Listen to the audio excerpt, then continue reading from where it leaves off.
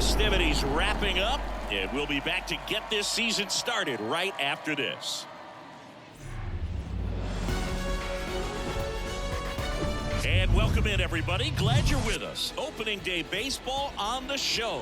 It's the San Francisco Giants taking on the New York Yankees.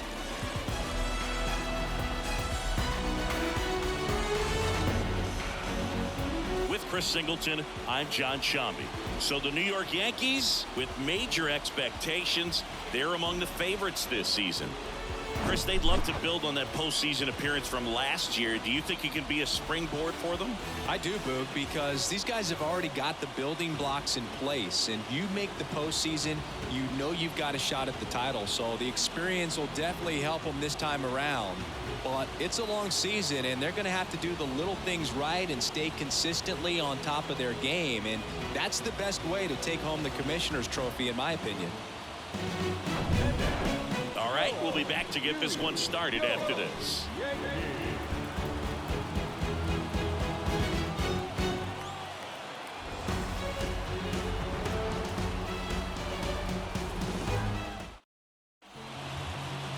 So almost ready to get underway.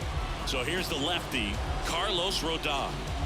Well, that 12-6 curveball explodes out of the hand, and because he's able to throw the high fastball at the top of the strike zone for a strike, hitters commit to that pitch, and before they know it, they're swinging over the top of that curveball. Okay, all set to go.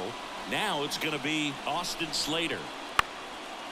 And that one in the air center field. Makes the catch. Then there's one down.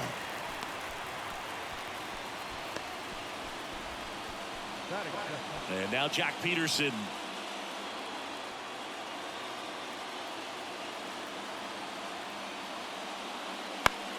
In the air center field. Brings it in with a nice running grab. That's out number 2.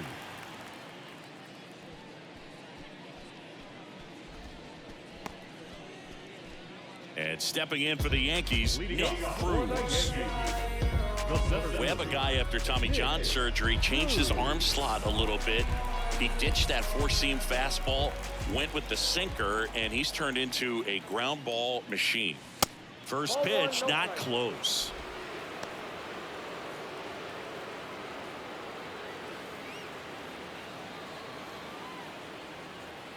And he deals. And now 2-0. 2-0.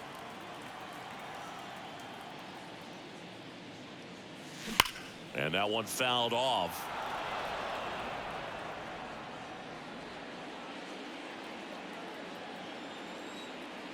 The wind and the pitch. Boots it to first, but it pulls him off the bag. Leadoff man aboard on the error, and that puts your pitcher in a little bit of a tough spot right away to start the inning, not where you want to be. So we'll see if he's able to work around it and pick the defense up. Aaron Judge at the plate. Chris, how about Aaron Judge's 2022? A Silver Slugger, an AL record 62 home runs. He scored 133 runs, knocked in 131. The kick and the pitch. Runner goes. There's a ball. Throws. Save.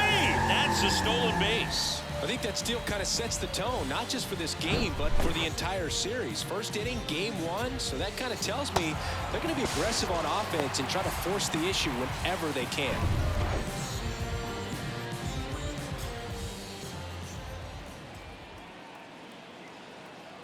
Runner goes again. Swing and a miss. And that's a stolen base, not even close.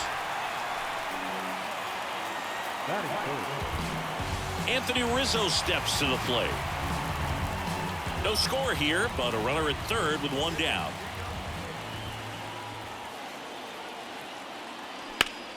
Rizzo swings and belts one. Carrying well. Deep to right. That one is gone. Anthony Rizzo circles the bases. And they add a pair. It's 2-0.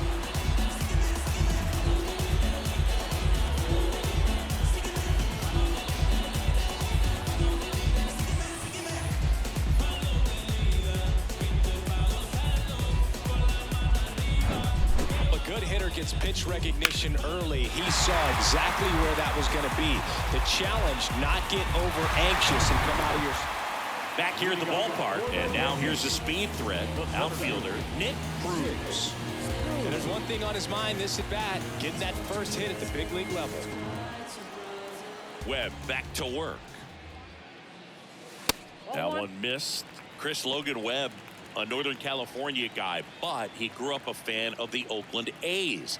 He grew up going to both teams' games, Giants and A's, but his dad was an Oakland fan, so he loved the Tim Hudson, Bobby Crosby, Stephen Vogt teams with the Oakland A's. Going to count 1-2. Well, I can relate being from the Bay Area. I tell you what, warmer games in Oakland than they were in San Francisco, and that can help you become an A's fan a lot faster because it gets awfully chilly in San Fran. 2 strikes. Hey, see it deep and dry. What do you say? Still 2-2 after the foul ball.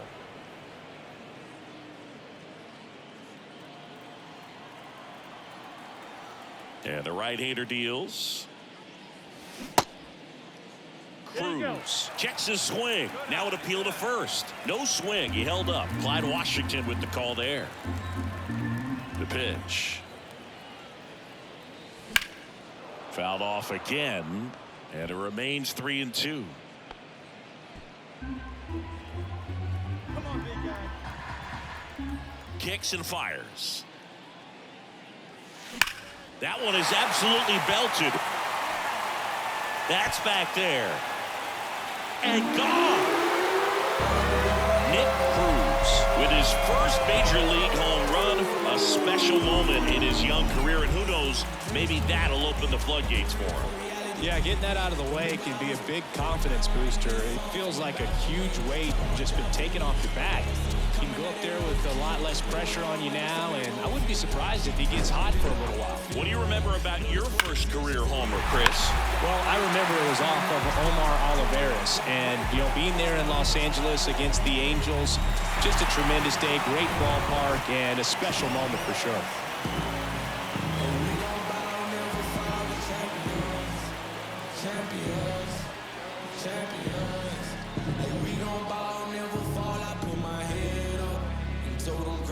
So the batting order turns over. Nick Cruz stepping in now for the Yankees. He's already homered in this game. We're saying 4 homers in 22 games at Old Yankee Stadium. What do you remember? Well, I remember my rookie year hitting 2 in one game. And, before that game in the clubhouse, there was a gentleman there who owned a suit company there in downtown Manhattan, and he said to me, "Hey kid, you hit a home run in the game tonight. Come over to the store tomorrow and I'll give you a free suit." And the pitch. Check swing, but he went too far. 1-2. So I went into the game. I happened to hit 2. When I walked into the store the next day, and he looked at me, he said, "You're trying to put me out of business, aren't you?" And that was a great experience that I had as a rookie playing against the Yankees, playing in New York.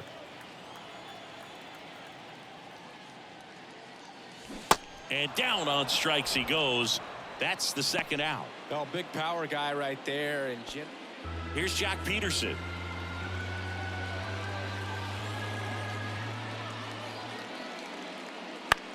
That's out to center field. Cruz under it and makes the play, and that's out number 3. Nothing. Back to the top of the lineup. Now at the plate, Nick Cruz. He's already homered here in this one.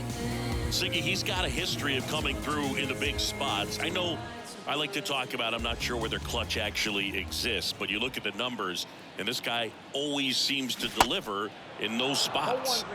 And he swings and misses at the initial offering. Well, I think it's the ability to assess the situation, understanding what the pitcher has, what he's trying to get people out on, and then being able to use the entire field. Comes up empty on the swing. 0-2 now. If you're a guy that can only hit to one field, then you're really not going to be able to come through in clutch situations because pitchers are going to adjust. But because he's able to use the entire field, that's why he's so successful in these situations. And the righty deals. Oh, man, that smoked him on the mound.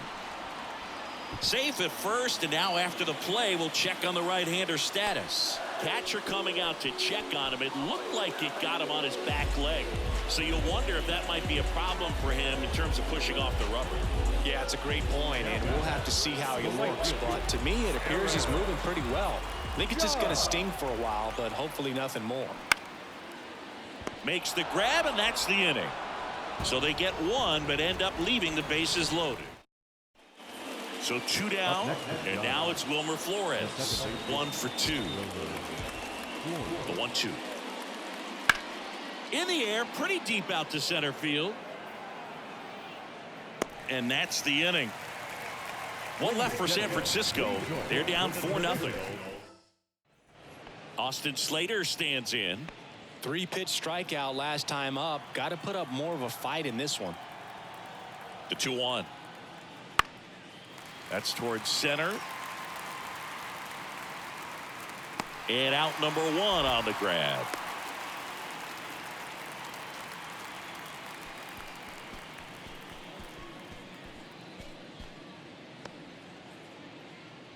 And that'll bring up Brandon Crawford.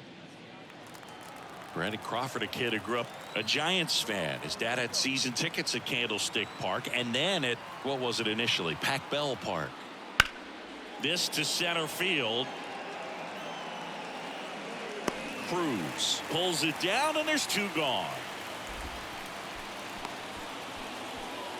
Now back, second base. Definitely one of the easiest saves you'll ever see. He only needed 2 pitches to get this one. Can be efficient, can attack the hitter. That's what a manager wants to see. That's what his teammates want to see. Nice W. 4-1 the final here today.